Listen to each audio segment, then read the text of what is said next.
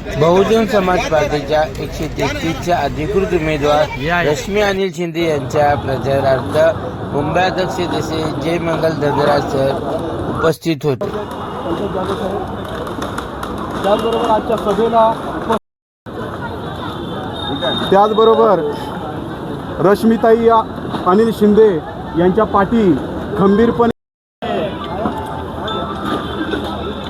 त्याचबरोबर बचाव समितीचे कार्य पोटतिडकी बघितलेली आहे। मला तुमच्या घर वाचवताना बघितलेलं आहे। अरे गरीब आहे माझे लोक, माझे कुटुंब आहे, माझा परिवार आहे। कदाचित मी चुकलो असेल एखाद्याला लग्नाचं आमंत्रण द्यायला मुलाचं, त्याचं कारण काय की जेव्हा युद्ध करता वेळेस आपल्याला शत्रू समोर कोण असतो त्याची लढाई कशी करावी लागते याची जाणीव मला असताना सुद्धा त्या महिलांनी आणि ह्या महिलांनी मला अशा प्रकारचं सुंदर साथ दिलेला आहे। बघा हेवी देवी बडो, अरे कोण बोलतो येणार नाही। जय भीम, जय महाराष्ट्र। माध्यमातून आपले बचाव समितीचे अध्यक्ष अनिल मारुती शिंदे यांची कन्या रश्मी अनिल शिंदे या मुलीला आपल्या विभागातून आपण सर्वांनी उभं केलेलं आहे। खाली बहुजन समाज पार्टीने नाही तर आपल्या जुनी रमाबाई सहकार नगर वस्तीतर्फे उभी केलेली आहे। तुम्हाला त्या वस्तीची शपथ आहे। 2006 पासून आपण जे लढा लढत आलेलो आहे त्या लढाला जसा तुम्ही पाठिंबा दिला त्या पाठिंबा आता आम्हाला खरोखर त्या मुलीला विजय करून आपल्याला आपला निळा झेंडा बहुनगरपालिकेमध्ये ते गाईड करतील तुम्हाला, ठीक आहे। सगळ्यात आधी तर सगळ्या महापुरुषांना माझा त्रिवार वंदन। मी माझी स्पीच मिनिमाइज करेल टाइमला बघून, ठीक आहे। सगळ्यात आधी तर मी माझा इंट्रोडक्शन देईल की माझं नाव रश्मी अनिल शिंदे आहे। माझं शिक्षण BCom B.Ed झालेलं आहे। मी तुम्ही ती शाळा ऐकली असेल ना, धीरूभाई अंबानी स्कूल, राईट? त्या स्कूलमध्ये माझं शिक्षण नाही झाले। त्याच्या बाजूला अमेरिकन स्कूल ऑफ बॉम्बे एक मोठं स्कूल आहे जे अमेरिकाचं ना, दारू व्यसन वगैरे आहे, that is very probably true आहे। फर्स्ट ऑफ ऑल ना ह्याच्यासाठी एज्युकेशन खूप खूप इम्पॉर्टंट आहे। Education is very important. साथ साथ फैमिली वैल्यूज कल्चर बहुत डिपेंड करता है। अभी आपके इतने से घर है, लड़ाई झगड़ा होता है, ये वो होते हैं, बच्चा देखते हैं उनको। मेरे क्लास में 3 साल के 4 साल के बच्चे आके मेरे को बोलते हैं ना, अगर कि शांत कुछ बैठा रहेगा, मैं पूछूंगी क्या हो गया बाबू, इज एवरीथिंग ओके?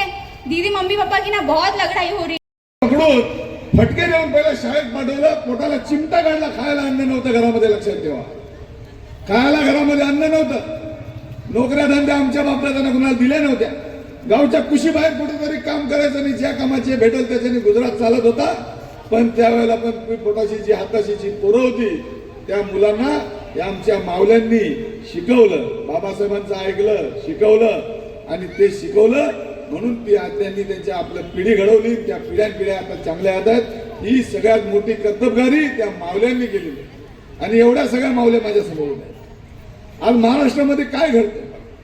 वर्षानुवर्ष आपण ज्यांना निवडून दिलं, आपले प्रस्थापित नेते या महाराष्ट्रामधले, ज्यांना आपण आपलं सर्वस्व समजलो, ज्यांच्यावर आपण विश्वास टाकला की हे नेते मंडळी येतील, अभिवादन करतो। या रमाबाई नगरच्या शहीदांना अभिवादन करतो। आणि आज जर आमची ती माऊली शारदा आई जिवंत असती तर या सभेत पाय ठेवायला जागा राहिली नसती। परवा आमच्या शारदा आई निकाळजेचं निधन झालं, त्या आमच्या आईला देखील अभिवादन करतो।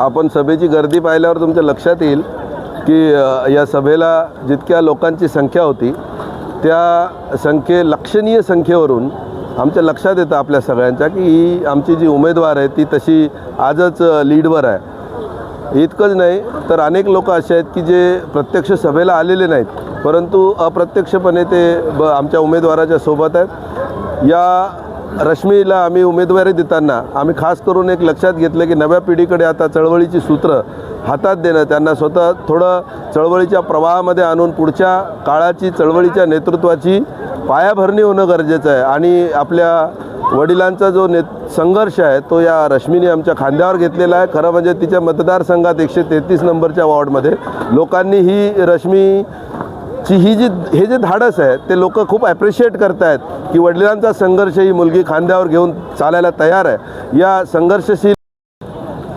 स्पष्ट आहे, आम्ही जे संकेत दिले आहेत पूर्ण मुंबईमध्ये जे 76 उमेदवार आम्ही उभे केले आहेत त्यामध्ये सर्वात जास्त आम्ही 40 ते 50% ह्या उच्च शिक्षित तरुणांना आम्ही संधी दिलेल्या आहेत, युवकांना युवतींना आम्ही संधी दिलेली आहे.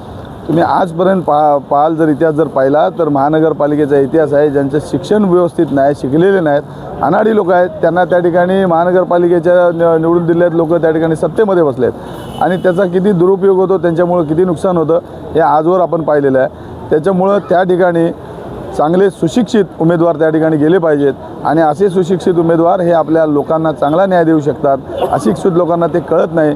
तर हा जो बदल आहे, हा परिवर्तन आहे, हे घडवण्यासाठी म्हणून आपण जास्तीत जास्त या ठिकाणी उच्च शिक्षित अशा उमेदवारांना दिले. त्याचाच भाग म्हणून इथे स्थानिक ठिकाणी वार्ड क्रमांक 133मध्ये सुद्धा आम्ही रश्मीताईंना ज्या स्वतः उच्च शिक्षित आहेत आणि सोशल अवेअरनेस काय असतो त्याबाबत त्यांना चांगल्या पद्धतीचं ज्ञान आहे आणि त्या पद्धतीने ते समाजाला न्याय देऊ शकतील आणि आपल्या पक्षाचं चांगलं योग्य प्रतिनिधित्व करू शकतील.